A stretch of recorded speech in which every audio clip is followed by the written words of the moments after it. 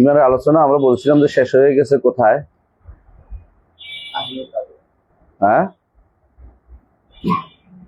আমরা বন্ধের আগেই ইমানের আলোচনা শেষ করে ফেলেছি। এখন গতকাল থেকে আমরা মানহাজির আলোচনা হচ্ছে, বুঝলে? ইমানের ক্ষেত্রে যে মানহাজি খাতাগুলি এগুলি আলোচনা হচ্ছিল। তো গতকাল আমরা পড়েছি কোনটা?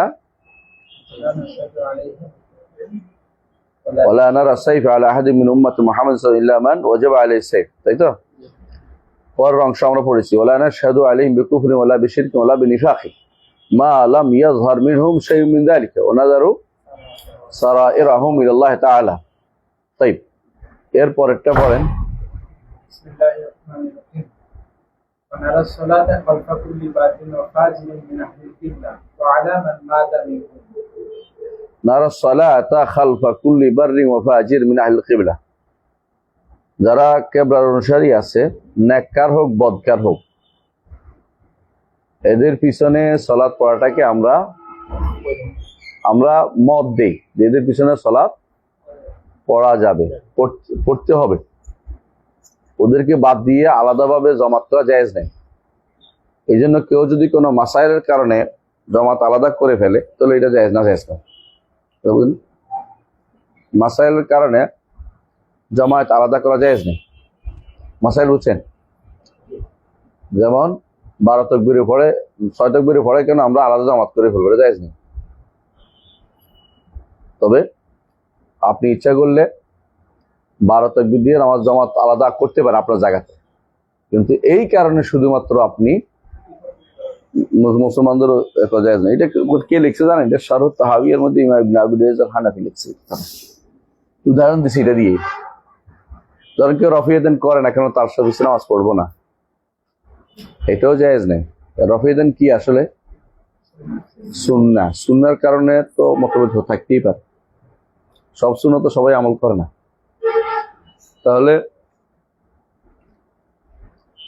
তাহলে বোঝা গেল যে বার ও ফাজের এত ফাজের না, এলে ইজতিহাদি খাতার মধ্যে ফাজের হয় না।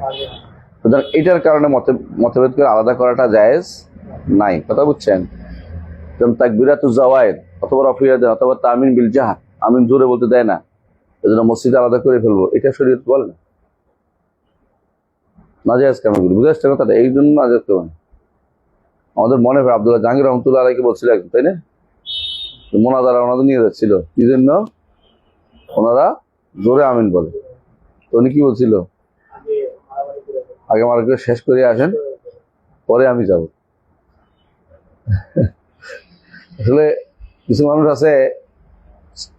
মানুষ আছে শিখছে এমন জিনিস, যে জিনিসটা আসলে মতভেদের জায়গা। বুঝলেন না কথাটা? মতভেদ আছে, শরীয়ত এটাকে অনুমোদন করছে। এই মতভেদ, এরকম মতভেদ হতেই পারে, কারণ সব তো রোবট না, সবাই ইজতিহাদ আছে। আর ইজতিহাদের দরজা কোনোদিনই বন্ধ হবে না, কোনোদিন বন্ধ হবে না। একজন মানুষেরই একবার এক ইজতিহাদ করে আর ইজতিহাদ দিকে চলে যায়, তাই না? শেখ আলবানী রহমতুল্লাহ আলাইহি অনেক হাদিস আগে দুর্বল বলছে, পরে সহিহ বলছে, পরে হাসান বলছে, এরকম বহু আছে। অথবা আগে সহিহ বলছে, পরে দুর্বল বলছে, বহুত আছে, একটা দুইটা না। তো ইজতিহাদ বলেছি না আমরা, তাই বলে কি আমরা যেহেতু উনি এটা ভুল করছে সুতরাং তিনি বাদ, এটা বলবো না। ইমাম যাহাবি কি বলছে মনে আছে তো? ওয়ালাউ আন্না কুল্লা মান আখতা খাতান আও জাল্লা জাল্লাতান তারাকনাহু মা বাকিয়া লানা মিন উলামাইল ইসলাম আহাদ। যদি আমরা যত মানুষ ভুল করে, ভুলের কারণে আমরা তাদেরকে ছেড়ে দিতে, আলেম বলতে কেউ থাকবে না। সুতরাং খালফা কুল্লি বাররিন ওয়া ফাজির, নেককার যদি কোনো ভুল করে তার ছাড়া যাবে না, এটা হলো কথা। ভুল বুঝছেন তো? আর ফাজির হইলো তার পিছনে সালাত নামাজ পড়া বাদ দেওয়া যাবে না। যে হয়তো বলবে যে এই লোক তো এই কি করে, লম্বা জামা পড়ছে, মানে টাকনুর নিচে, অথবা এই লোকে তো দাড়ি ছোট করে, হ্যাঁ, অথবা এই লোকে তো কি করে বাজারে কি উসুল করে, কর উসুল করে, অথবা এই লোকে তো মিশা কথা করে দেখছি। অনেকে এইটা করে, কি করে বলে যে অমুক মিথ্যা কথা বলছে, ওর পিছনে নামাজ হইব, মানে এবার শুরু করেছে, আমি বললাম, নামাজ তো হইব, আপনি নামাজ হবে না, আপনার নামাজ তো হবে, কবুল হওয়ার মাসা তো আমাদের কাছে নেই। তো যারা নামাজ পড়ে না তারা এটা বেশি খোঁজে, দেখবেন তাদের কাজ হইলে কোনো একটা ওসিলা দিয়ে নামাজে না যাওয়া। আমি ইউনিভার্সিটিতে একজনকে বললাম চলেন মসজিদে যাই, তো মসজিদে গিবত হয়, এদেরকে মসজিদ যাবেন। তো মানে আমি বললাম যে মসজিদে গিবত হয়, মসজিদ যাবেন, বুঝছো তো? মানে শয়তান কত শয়তান হইতে পারতাম, তার কিভাবে ধোকা দিচ্ছে শয়তান। একজনে আমার দেশের বাড়িতে একজনে বলতেছে যে যিনি নামাজ পড়ে তার তো ইয়ার নিচে, তার বিছানার নিচে পড়ে কতগুলো পিঁপড়া মারা গেছে জানেন? মানে এখন সে নামাজ নামাজ নামাজ না পড়ার জন্য পিঁপড়ার জন্য মরে না চায়, কতটুকু সে মানবিক না কি বলতে হইব এটা, হ্যাঁ পশুবিক নাকি, পশুর প্রতি কত পশু না একেবারে, হ্যাঁ মানুষের মানে মানুষ না পিঁপড়ার প্রতি দরদি, এই জন্য নামাজ পড়তে পারে না, কারণ পিঁপড়া যে নিচে নিচে পড়ে মরে যায়। হাঁটার সময় তত দরকার ছিল এরকম তৈরি করা।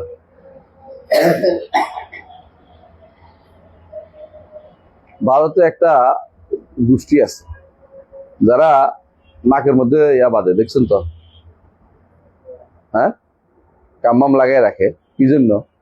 পোকামাকড়ের জন্য মরে না যায়। আর হাঁটার সময় ঝাড়ু দিয়ে দিয়ে চলে, যাতে করে পোকামাকড় পায়ের নিচে না পড়ে, কারণ জীব হত্যা মহাপাপ। ওরা কারা জানেন তো? কি বলে ওদেরকে? বৌদ্ধ না, বৌদ্ধ না, বৌদ্ধ না, একটা হিন্দু, একটা বৌদ্ধ, একটা কি শিখ না, আরেকটা ধর্ম আছে এরা, হ্যাঁ জৈন।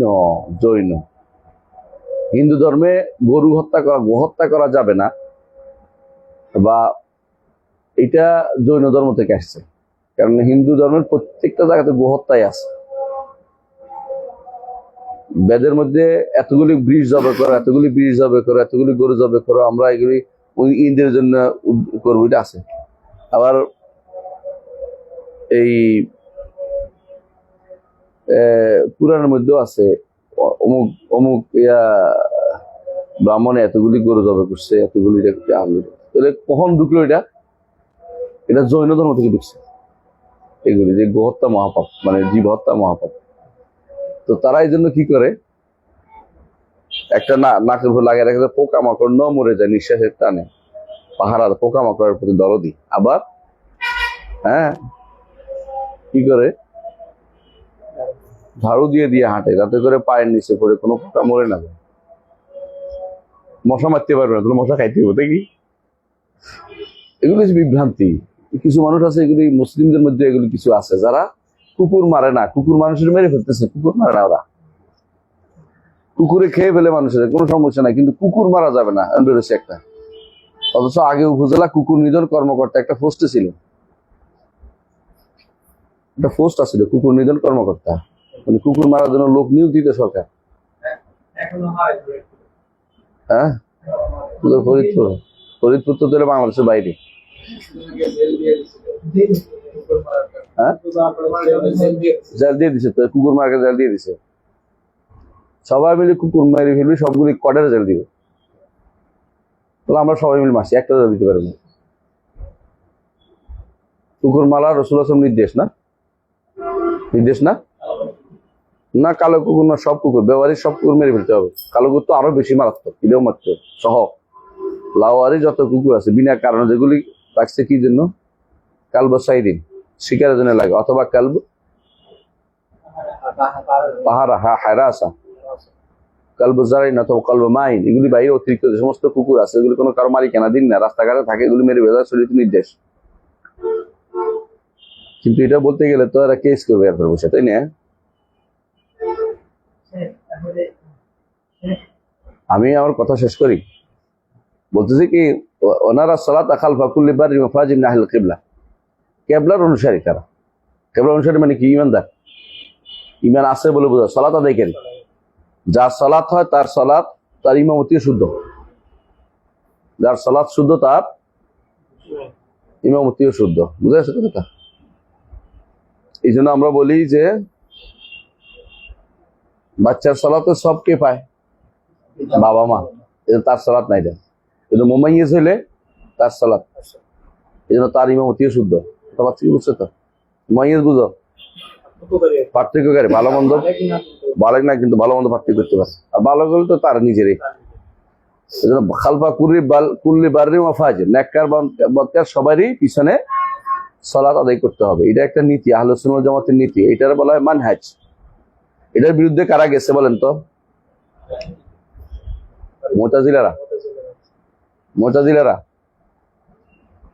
মুতাজিলাদের নিকট, কারণ খারিজিরা মুতাজির নিকট কেউ গুনাহ করলে কাফের হয়ে যায়। কাফের হলে তার পিছনে নামাজ শুদ্ধ না, তার পিছনে নামাজ শুদ্ধ না মনে করে, বুঝছেন তো? তাই ওয়ানারা আসসালাত আলা মান মাতা মিনহুম, আহলুল কিবলার মধ্যে কেউ মারা গেলে তার উপরে জানাজা পড়াটা আমরা মত দেই, অর্থাৎ তার জানাজা পড়তে হবে। ততক্ষণ পর্যন্ত ইমান নিয়ে মারা গেছে বলে আপনার শিওর আছেন, ততক্ষণ পর্যন্ত শিওর না মানে আপনার বিপরীতটা দেখেন নাই, তত ইমান নিয়ে মারা গেছে, আপনি তার উপরে কি করবেন? সালাত আদায় করবেন। যত বড় পাপিষ্ঠ এসে হোক না কেন, কিন্তু শিরিক করে নেই, কুফর করে নেই, নেফাকি নেই, শিওর হয়েছেন আপনি, তারপর নামাজ পড়তে পারবেন। গুনাহগার হইলেও তার জানাজা পড়তে পারবেন। আর আমরা সাধারণত একটা শ্রেণীকে এর থেকে আলাদা করে, কে বলতে পারবেন তো? নামাজ তো বলছি, নামাজ তো পড়ে বলতে, আহলুল কিবলা তো নামাজ পড়ে, এটা ও তো আলাদা, ইমানদার না।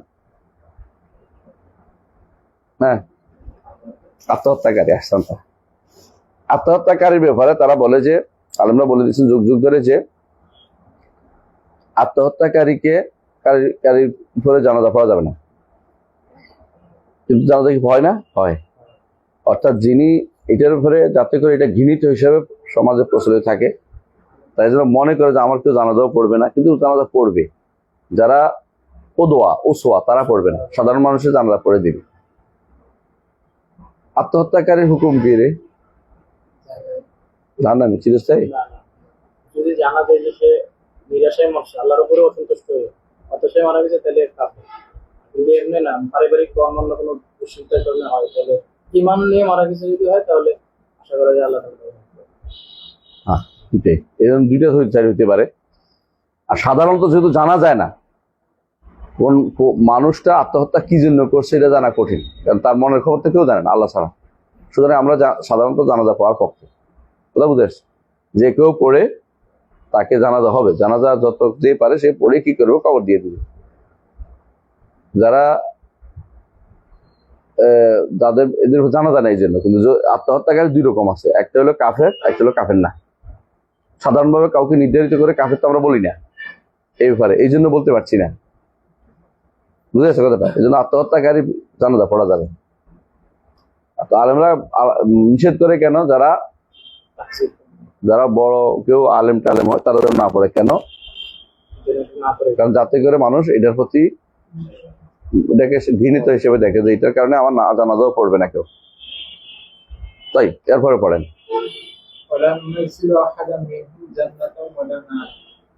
আমরা কাউকে জান্নাতি বা জাহান্নামী বলবো না। আমরা কাউকে জান্নাতি বা জাহান্নামী বলবো না। জান্নাতি কখন বলা যায় বলেন তো?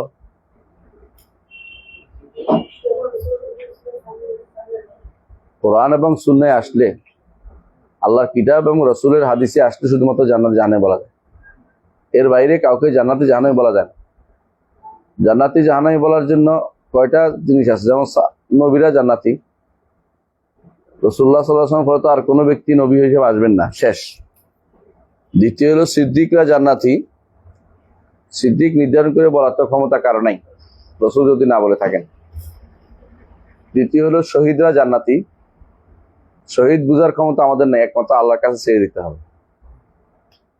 কারণ কে কি জন্য মারা গেছে আমরা জানি না। তারা দুনিয়াতে হয়তো শহীদের মর্যাদাও পাচ্ছে, কেউ হুকুমও পাবে, কিন্তু শহীদ হিসেবে জান্নাতি বলার, তো শহীদ হিসেবে সরাসরি বলার কোনো ক্ষমতা আমাদের নাই। এই জন্য আমরা যারা শহীদ বলে ফেলি মানুষ মারা গেলেই, এটা ঠিক না। কারণ শাহাদত হতে হবে কি জন্য? লিআলাই কালিমাতিল্লাহ, আল্লাহর কালিমা বুলন্দ করার জন্য। অন্য কোনো কারণে মারা গেলে শহীদ বলা যাবে না। ভাষার জন্য, দেশের জন্য, দেশ যদি কোনো এলাকায় কলেমা তিল্লের জন্য যদি হয়, দেশ চলে যায়, ঠিক আছে, ভাষা তো আর এই কাজের জন্য ব্যবহৃত হয়। হ্যাঁ, অথবা নিজের ক্ষমতা প্রতিষ্ঠার জন্য এগুলোর জন্য শহীদ হয় না। যতক্ষণ নিরেশ এলাকায় কালিমাতুল্লাহ, কালিমাতুল্লাহ কোনটারে?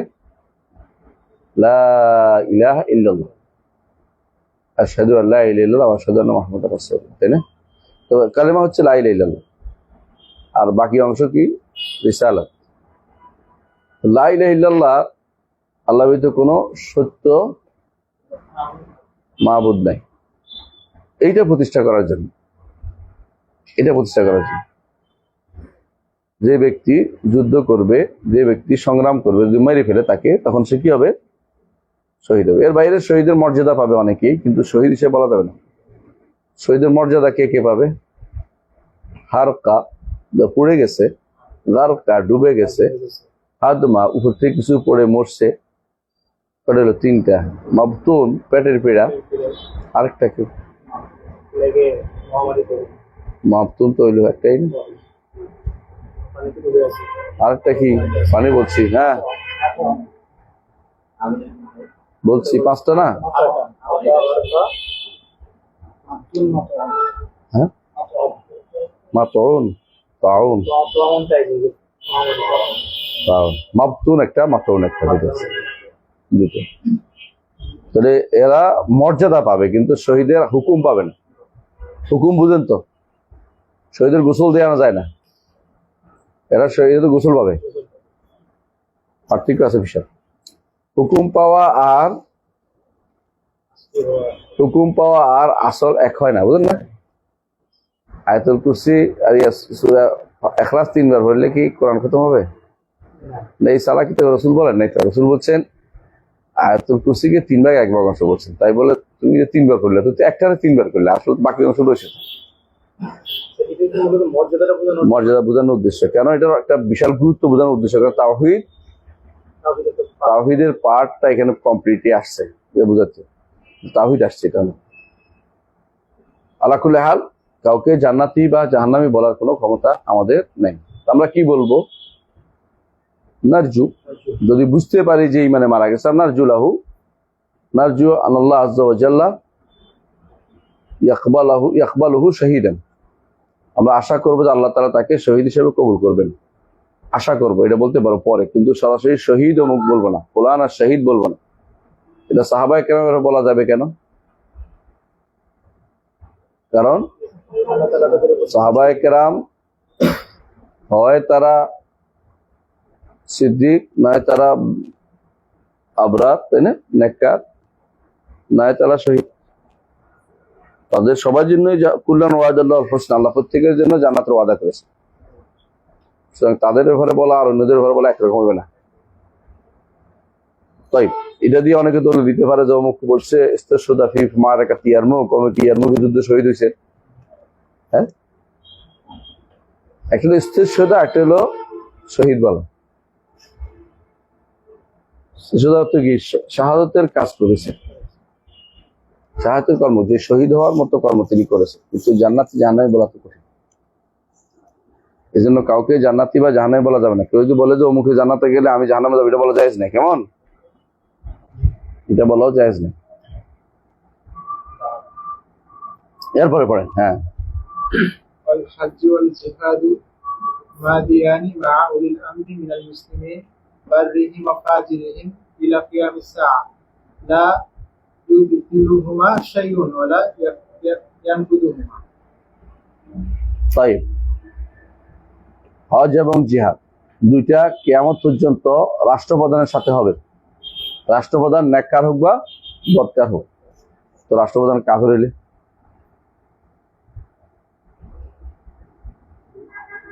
রাষ্ট্রপ্রধান যদি কাফের হয়ে যায়,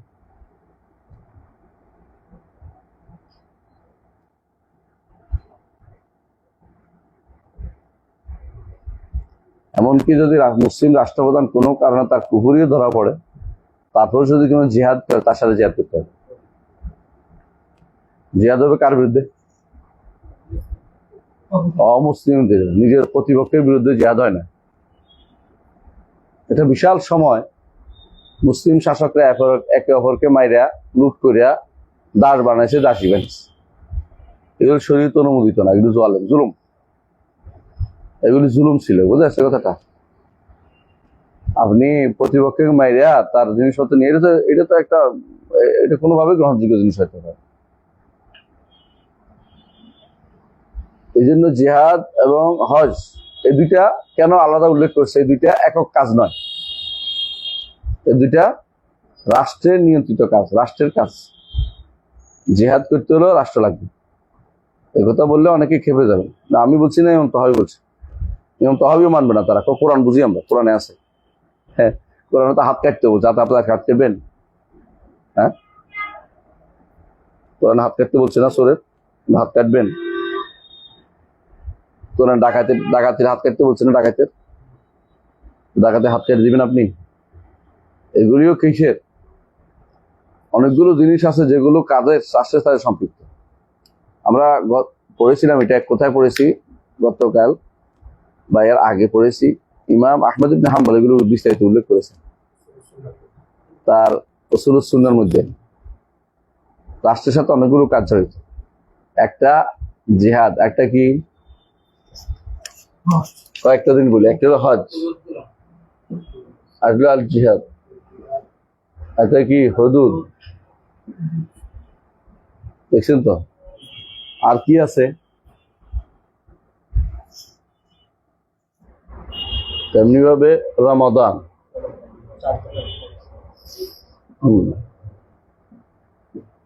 এগুলো রাষ্ট্রের সাথে মিলে করতে হয়। আর কি আছে?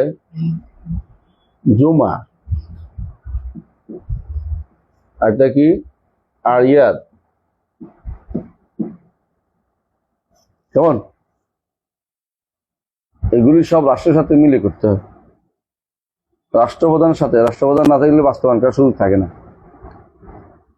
হুদুদ কি শাসক, একক কাজ নয়, এগুলি ব্যাপক জিনিসের কাজ। এখানে শুধু উদাহরণ হিসেবে দুইটা উল্লেখ করেছেন, এর বাইরে ইমামরা আরো উল্লেখ করেছেন। এবং আহমদ ইবনে হাম্বল বেশি উল্লেখ করেছেন, অনেকগুলো, সবচেয়ে বেশি দেখলাম ওখানে আছে। তার উসুলুস সুন্নাহর মধ্যে বেশি আছে, 60টার মতো আছে, আরেকটা আছে। তাইব, তাহলে কেউ আক্রমণ করলে কি আমরা প্রতিরোধ করবো না?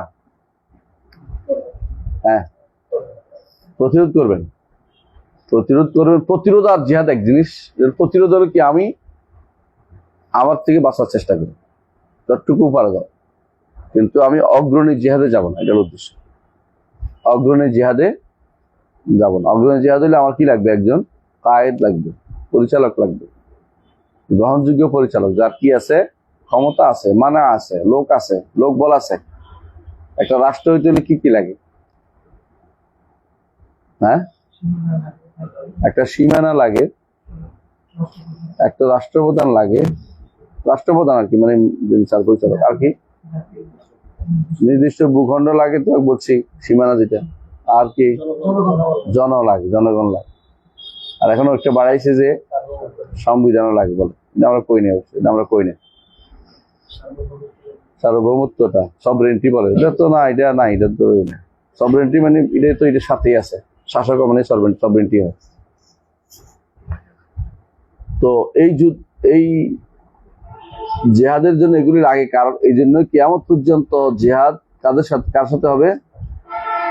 মুসলিমদের শাসকের সাথে হবে। বাররুহুম ওয়া ফাজিরুহুম, নেককার হোক বা বদকার। কাফের হইলো আপনার কাছে কুফরি ধরা প্রতি কাফের হিসেবে নিজেকে বলতেছেন না, ইমানদার হিসেবে দাবি করতেছেন, আর উনি জিহাদ করতেছেন কাফের বিরুদ্ধে, আপনি তার সাথে যুদ্ধ করবেন। এই জন্য খলিফা মুতাসিম যুদ্ধ করেছে, তাই না? কোথায় যুদ্ধ করেছে? আমুরিয়া যুদ্ধ করেছে খলিফা মুতাসিম। কোরআন কি বলতো? মাখলুক। আহমদ ইবনে হাম্বলকে মারতো, তারপরেও আহমদ ইবনে হাম্বল বলছে তারা ক্ষমা করে দিলাম, কারণ সে যুদ্ধ করছে, জিহাদ করছে, আল্লাহর রাস্তায় জিহাদ করছে, কাফের বিরুদ্ধে জিহাদ করছে। ইমানদারের পরস্পর মারামারি হলে এগুলো ফিতনা, এগুলো কোনো জিহাদ না। তো বুঝছেন, ক্ষমতা দখলের জন্য যেটাই করেন এটা আমার দেশে এটা কি হবে, এটা ফিতনা হবে, এটা কোনোদিন জিহাদ হবে না। আমার দেশে যদি কোনো ক্ষমতা দখলের জন্য করে এটা কি হবে, ফিতনা হবে, জিহাদ হবে না কিন্তু। কারণ জিহাদ ক্ষমতা দখলের জন্য কেউ গেলে গা তারা ওর মানার কথা আছে, আমরা বলি না, জোর করে কেউ ক্ষমতা দখল করলে তাকে মানতে হবে, তাই না? জোর করে কেউ ক্ষমতা দখল করে তারে মানতে হবে। কারণ জোর করে যখন শুরু করে তখন কি এটা ফিতনা থাকে না? ফিতনা থাকে। কিন্তু যখন ক্ষমতা দখল করে সে রাষ্ট্র নিয়ন্ত্রিত করে ফেলে তখন আরেকটা হুকুম চলে আসে, তখন আগের হুকুমটা থেকে নতুন হুকুম চলে আসে, তখন ফিতনা আবার করা যাবে না। প্রথমে এই জন্য ইউক্তাফারু ফিল নিহায়া মা লা ইউক্তাফারু ফিল বিদায়া, শুরুতে যা ক্ষমা করা হয় না পরে সেটা ক্ষমা করা যায়, অনেক কিছুই তাহা। শুরুতে যা ঠিক থাকে না পরবর্তীতে এটা ঠিক করে নিতে হয়। আব্বাসীয়রা উমাইয়াদের বিরুদ্ধে বেরোয়েছেন, এখন যে বলি যে আব্বাসীয়দের খেলাফত পুরোটাই বাতিল, এটা বলা যাবে না, কারণ তারা তো এটা দখল করে পরে এটা তাতাব্বাল আম, তাদের জন্য রাষ্ট্র নিয়ন্ত্রিত হয়েছে, বুঝলেন? এরশাদ আব্দুল সত্তার সাহেবের বিরুদ্ধে বেরোয়েছে, প্রথমটা ভুল ছিল, পরে তারে মানা ফরজ ছিল, বুঝে আসছে, এটাই নিয়ম। হাসিনের বিরুদ্ধে পোলাওয়ান বেরোয়েছে, প্রথমটা ভুল ছিল, পরে যখন ইউনূস সাহেব ক্ষমতা নিছে তখন বৈধ হয়ে গেছে, এটাই নিয়ম, দুনিয়া এভাবে চলছে। কিন্তু প্রথমে বেরোটা হারাম, ওইটাই খুরুজ বলে এটাকে, বুঝে আসছে? তো কিয়ামত পর্যন্ত জিহাদ থাকবে কিছু কাফেরদের বিরুদ্ধে, জিহাদ এটাই অন্যান্য মাসাইল, এগুলি কার কাজ? ইমামের কাজ। ইমামের কাজ জেবায়া খারাজ, ইমামের কাজ হলো খাজনা উসুল করা, ইমামের কাজ হচ্ছে নিয়োগ দেয়া, বিচারক নিয়োগ দেয়া। ইমাম আরো কয়টা আছে ইমামের কাজ, ইমামের কাজ অনেক, এর ওয়াজিবাতুল ইমাম। একটা বই আছে, পড়বেন, ভালো বই, আল ইমামাতুল উজমা, ডক্টর আব্দুল্লাহ দুমাইজি, আল ইমামাতুল উজমা, ডক্টর আব্দুল্লাহ দুমাইজি, বইটা পড়বেন, খুব ভালো বই। এর মধ্যে আপনি বুঝতে পারবেন যে শাসক কি কি করবে আর শাসিত কি কি করবে।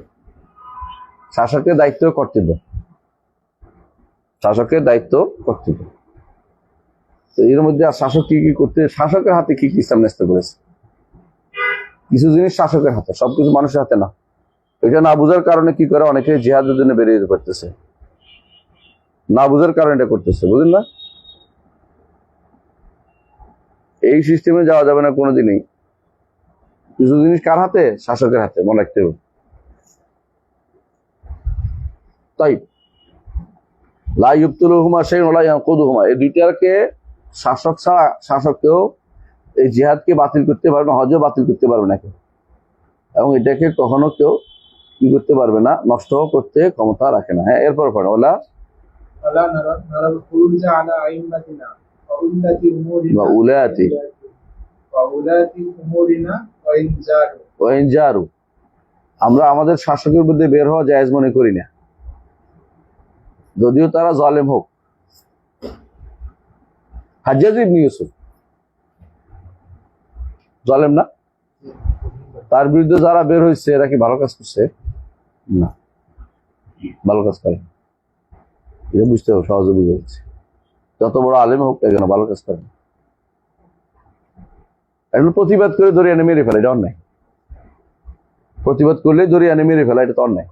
এটা তো হলো বোগাদের বলা, বাগি এক জিনিস। আরেকটা হলো খারিজি করেছে, মানে তাদেরকে তারা কোনোভাবে তার সব মেনে নিবে না, যত বেশি হোক। এটা সহ্য করা যাবে না, এটা কারণ এটা হলো তো রাষ্ট্র দুই তিনটে হয়ে যায়। আমাদের একটা যুদ্ধ হয়েছে কিছুদিন আগে, তাই না? কয়েক বছর আগে আমাদের জন্মের সময়, তোমরা দেখো না এগুলো।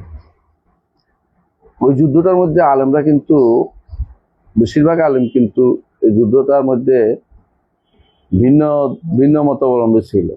এর কারণটা কি বলতে পারবি? মুসলিম ভাগ করা যায় না। জালেম হইলেও মুসলিম রাষ্ট্র ভাগ করা যায়।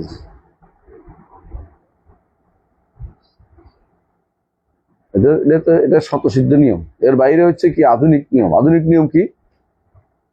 স্বাধিকার, স্বাধিকার প্রতিষ্ঠা, এক জাতি এক দেশ, অথবা আমার ভৌগোলিক সীমারেখা, অথবা কি ভাষা, অথবা কি কি বলে এটাকে গোষ্ঠী, আঞ্চলিকতা, জাতীয়তা, দেশাত্ম, এই সবই কুফুরিতন্ত্র। ইসলামের সাথে সম্পর্ক নেই। যদি এটা হইতো তো বেলাল রাদিয়াল্লাহু আনহু তিনি ইসলাম গ্রহণ করতেন না। বুঝলেন না, রসুল তো আরবি, আমি তো আফ্রিকান। আর সালমান ফার্সি বলতেন না না না না আমরা ফার্সি। সোহাইব বলতেন আমরা রোমি। এই জন্য এই জাতীয়তা হচ্ছে জাহিলিয়া। রসুল নিজে বলেছেন মা বালু দাওয়াল জাহিলিয়া ওয়া আনা বাইনা আযহুরিকুম, এগুলো জাহিলিয়াত। হ্যাঁ, এখনো সবসময় জাহিলিয়াত। তাই তাহলে ইমামদের রাষ্ট্রের বিরুদ্ধে, শাসকের বিরুদ্ধে বের হওয়া জায়েজ নাই। তো জুলুম করলেও বের হওয়া জায়েজ নাই। তো কি করতে হবে? সবর করতে হবে। সমর্থনও করা যাবে না। জুলুম সমর্থন করলে সে জালেম। কি করতে হবে? কি করতে হবে? সবর করতে হবে। সবর করতে হবে। হাত্তা ইয়াস্তারি হাউ ইস্তারাহ, নিজে শান্তি পাবে অথবা তার থেকে যে অন্যায় কাছে তার থেকে শান্তি পাবে। দুইটা একটা। আল্লাহ একটা ব্যবস্থা করবে। আল্লাহর কাছে কি চাইবে? হ্যাঁ, আল্লাহর কাছে চাইছে। চাকরির জন্য বিদ্রোহ করা যাবে? দলিল লাগবে না? রাসূলুল্লাহ সাল্লাল্লাহু আলাইহি ওয়াসাল্লাম কি বলেছেন আনসারদেরকে? ও চিরে কিছু শাসক আসবে, তোমাদেরকে কোনো হক দিবে না, তোমরা বিদ্রোহ করো। বলছে কি বলছে? সবর করো হাত্তা তালকাউনি আল হাউদ, তোমরা সবর করো হাউজের কাছে যাওয়া পর্যন্ত। হাউজের কথা বলছেন মানে দুনিয়া থেকে চলে গিয়ে ওইখান পর্যন্ত লম্বা টাইম সবর করতে বলছে। তারপরে বিদ্রোহ করতে অনুমোদন করেন। শেখ মোহাম্মদ সালেহ আল উসাইমিন বলেন এই পর্যন্ত দেখা গেছে যত জায়গায় বিদ্রোহ হয়েছে, বিদ্রোহের পরে খারাপ হয়ে গেছে, ভালোর দিকে যায়। সুতরাং বিদ্রোহ করা যাবে না। তো বিদ্রোহ যদি হয়ে কেউ করে ফেললে এরপরে তারাও মানতে হবে যে আলাদা, কারণ রাষ্ট্র বিনা এতে চলে যাবে। যদি কাফের হয় তার মধ্যে বের হওয়া যাবে। জুলুমের কথা বলছে, মানে কাফারও বলছে না। কয়েকটা শর্ত আছে। এক নম্বর হচ্ছে এক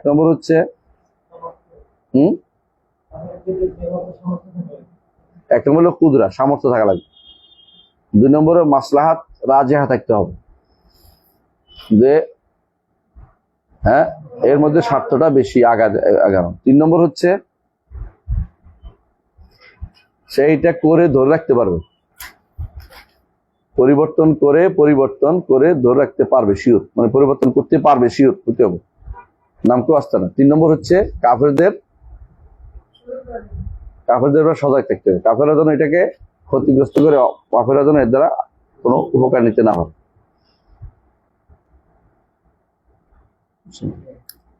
তাই আরেকটা শব্দ বলে দেয়, এটা হচ্ছে তা সে যে আসলেই কাফের এটাও প্রমাণিত হতে হবে।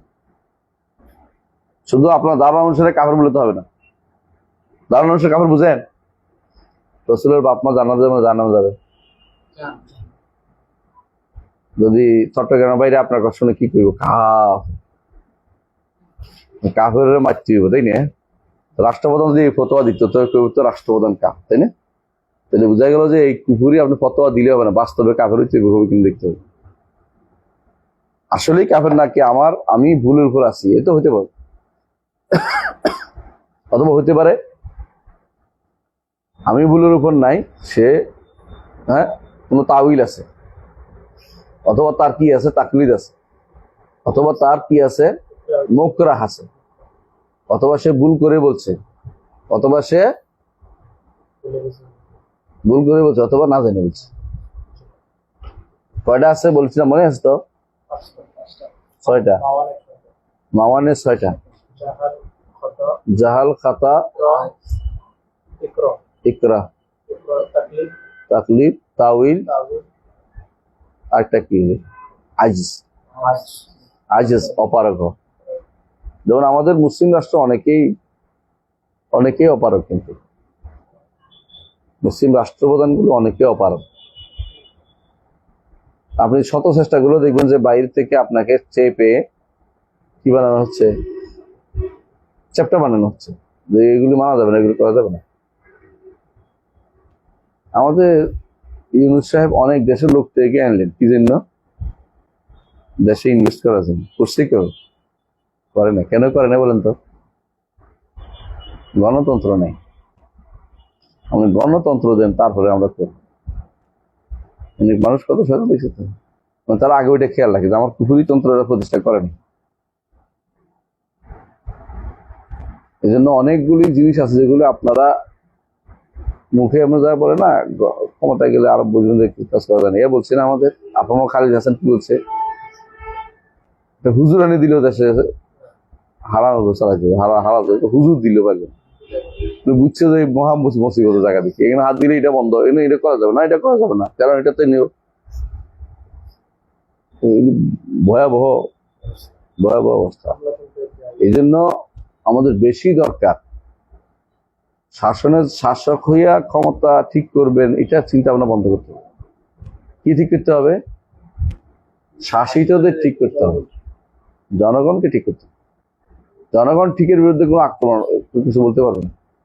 জনগণ আমি সুদী ব্যাংকে চাকরি করবো না, জোর করে করতে পারবে।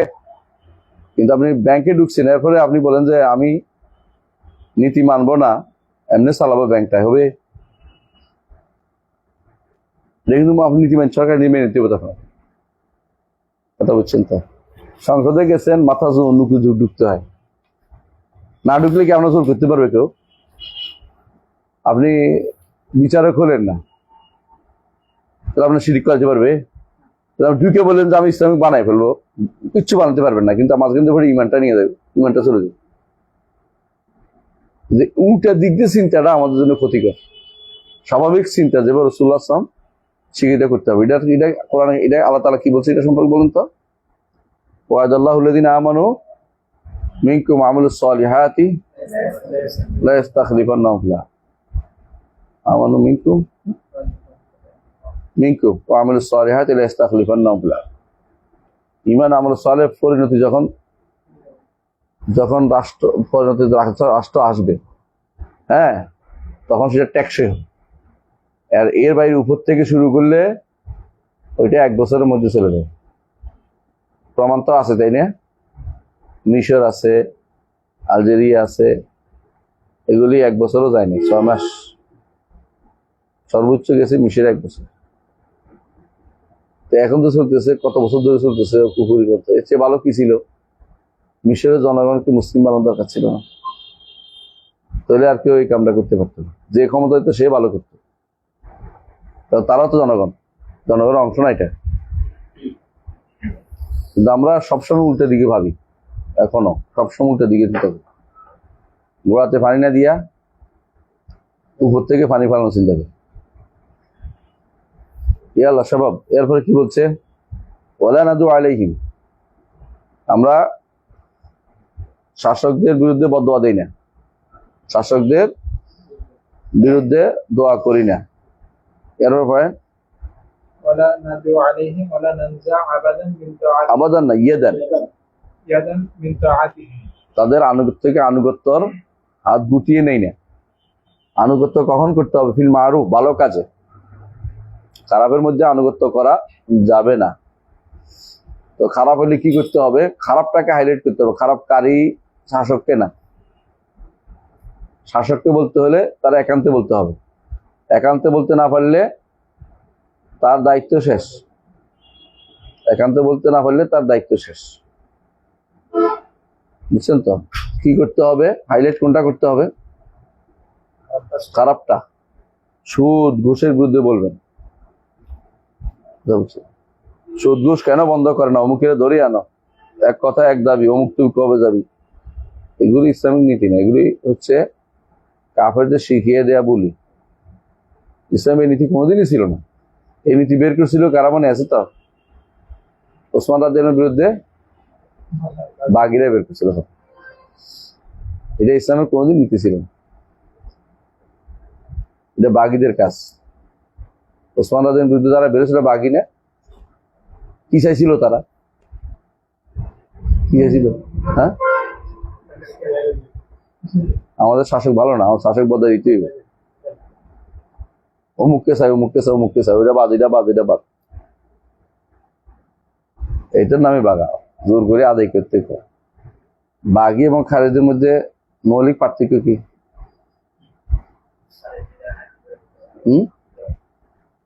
খারেজের মধ্যে আকীদাগত বিষয়টা থাকে, আর বাগিদের মধ্যে দাবি দেওয়া দুনিয়ার বিষয় থাকে, দুনিয়া প্রাপ্তির বিষয় থাকে। আর বিধানের ক্ষেত্রে কি হবে? বাগিদেরকে আলোচনা আনতে হবে, আর খারিজদেরকে কচু কাটা করতে হবে। পার্থক্য এখানে। কখনো কখনো একই গোষ্ঠী একদিকে বাগি একদিকে খারিজ হয়ে যায়,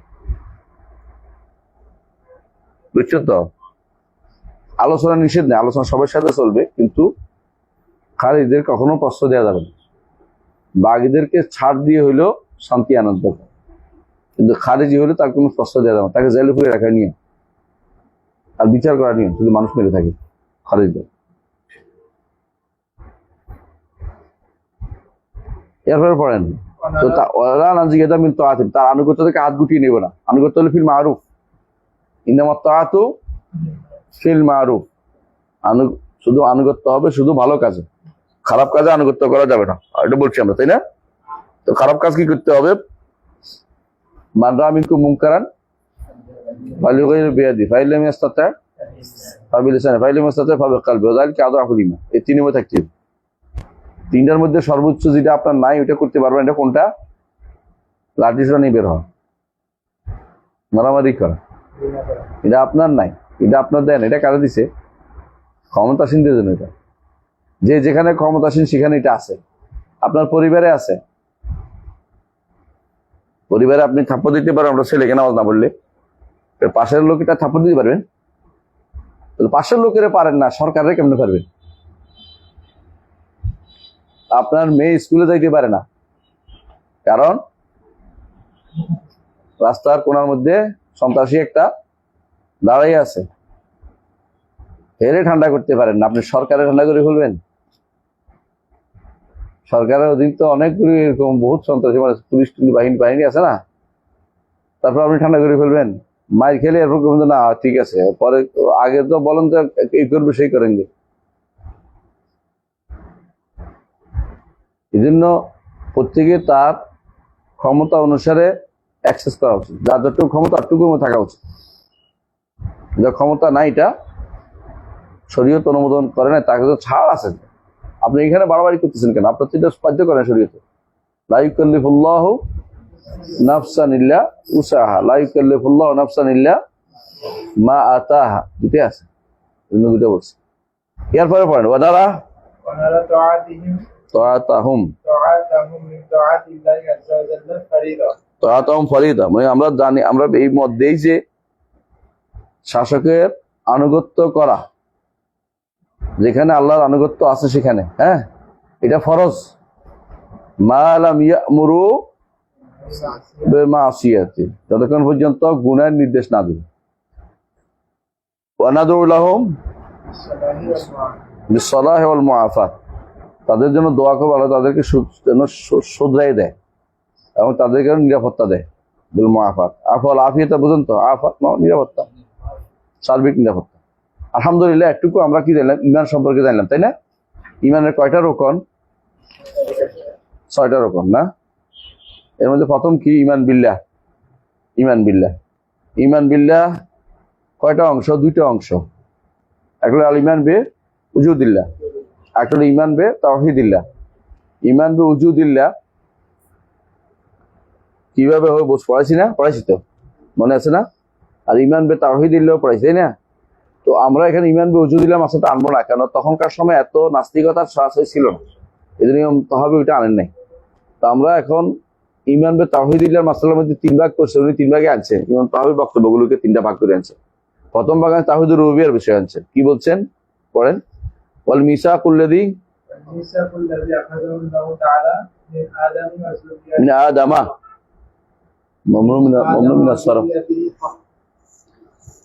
ওয়াল মিসাকুল্লাযী আখাযাহু আল্লাহু তাআলা মিন আদামা ওয়া যুররিয়্যাতিহি হাক্কুন। এটা তাওহীদুর রুবুবিয়্যার সাথে কি সম্পর্ক বলেন তো?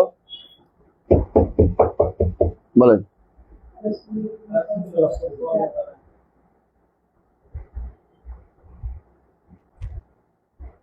আলাস্তু বিরাব্বিকুম ক্বালু বালা রব, এই জন্য তো আদম এবং তার সন্তানদেরকে একটা হক নিছে না, জানিস না? মিসাক নিছে না? মিসাক মানে কি? দৃঢ় অঙ্গীকার।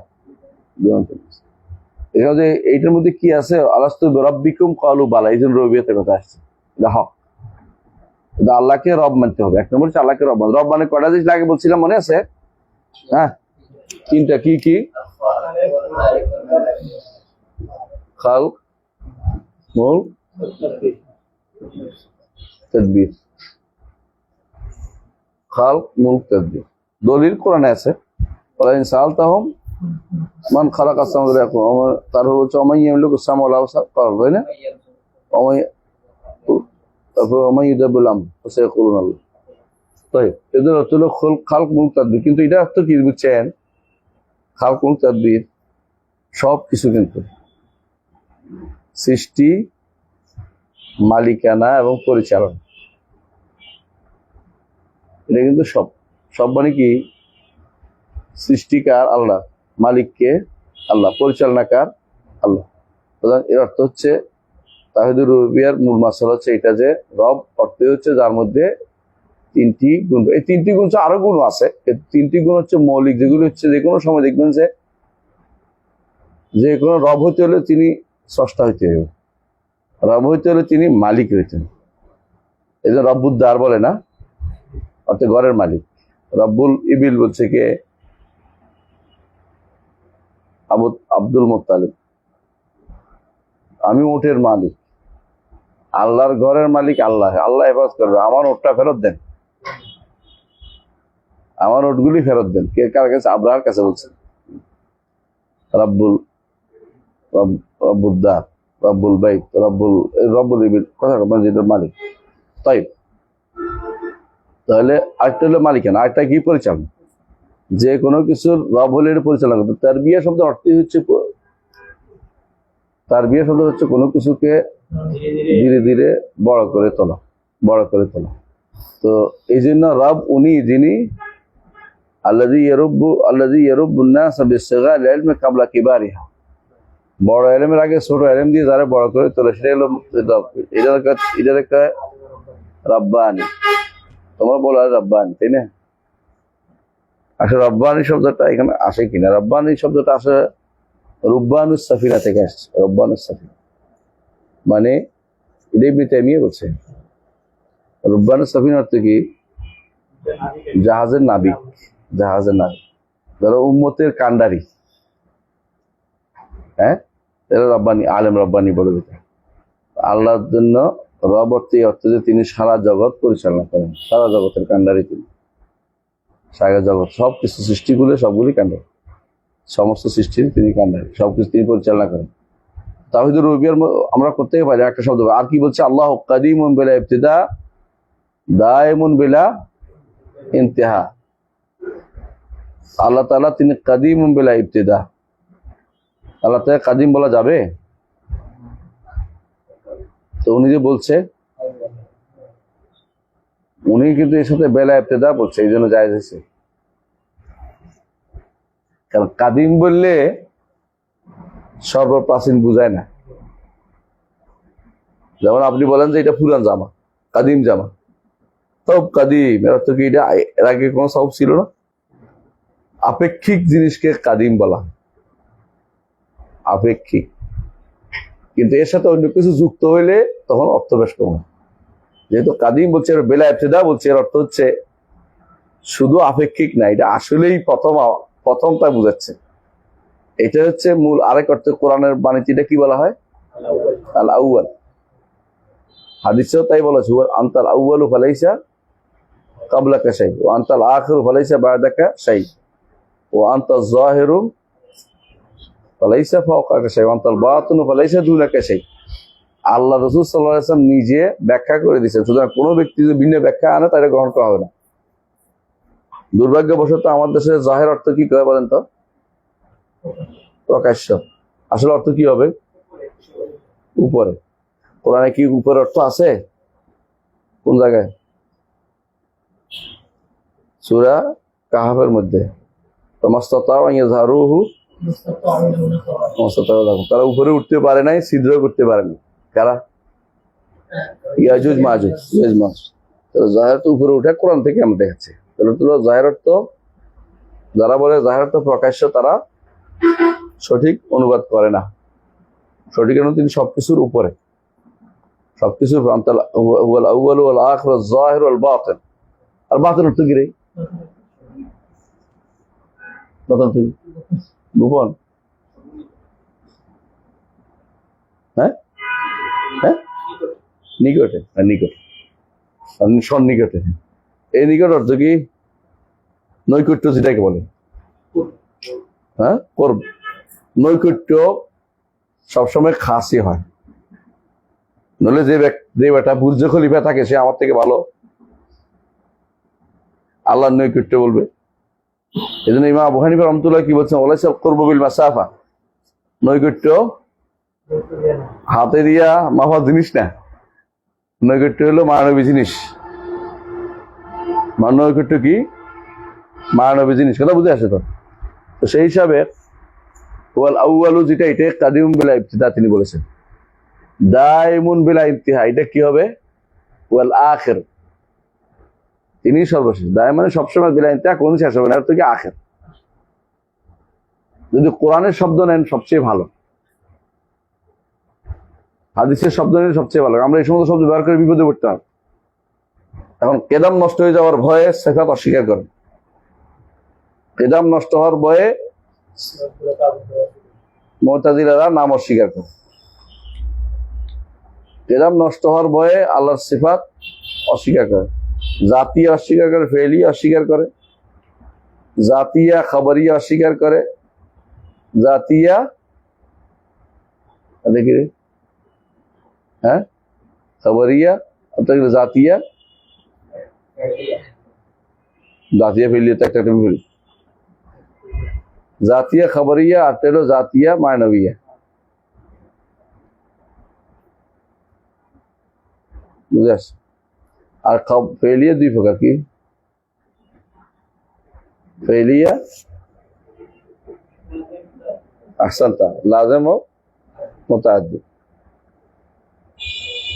এগুলি তারা সবই অস্বীকার করে, মুতাজিলা সবগুলো অস্বীকার করে এই হুজ্জতে যে কেদাম নষ্ট হয়ে গেল। আশাইরা অস্বীকার করে কিছু যেগুলিতে কেদাম নষ্ট, এগুলি তো নষ্ট হয় না। এই হলো তাফরিক বাইনাল মুতামাসিলাইন, মানে একেবারে সমান সমান জিনিস ভাগ করে দেয়া ইচ্ছা করে। হয় নষ্ট হইলে পুরো নষ্ট হইব না, ভালো শব্দ হইব না, এটা না, এটা হইলে হয়, এটা হইলে না। কেন? এটা আমার উস্তাদে বলছে। এই জন্য আল্লাহ আল্লাহ রসুলের কথার বাইরে উস্তাদকে প্রাধান্য দেয়, মাদ্রাসাকে প্রাধান্য দেয়, এগুলো হচ্ছে বেদাতীদের কাজ। তাহিদুর রবিয়া বুঝে আসছে, এখানে আর নাই, কিন্তু তাহিদুর রবিয়া আরো কিছু অংশ পরে আসছে, আরো কিছু অংশ পরে আসছে। কোনটা? এটা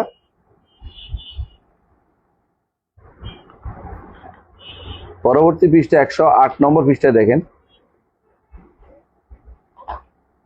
লাইসা বা'দা খালকিল খালকি ইস্তিফাদা ইসমাল খালিক ওয়ালা বিইহদাসিহিল বারিয়াত ইস্তিফাদা ইসমাল বারি লাহু মা'না রুবুবিয়্যাত ওয়ালা মারবুব ওয়া মা'না খালক ওয়ালা মাখলুক কামা আন্নাহু ইউহিল মাউতা।